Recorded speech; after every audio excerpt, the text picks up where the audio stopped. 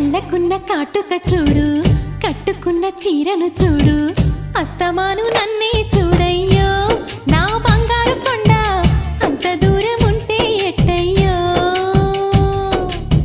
చెవులకున్న దుద్దులు చూసా, ముక్కుకున్న ముక్కెర చూసా, చూడమన్నవన్నీ చూశానే. నా పువ్వుల దండ చూపకుండా ఎన్నో దాచావే.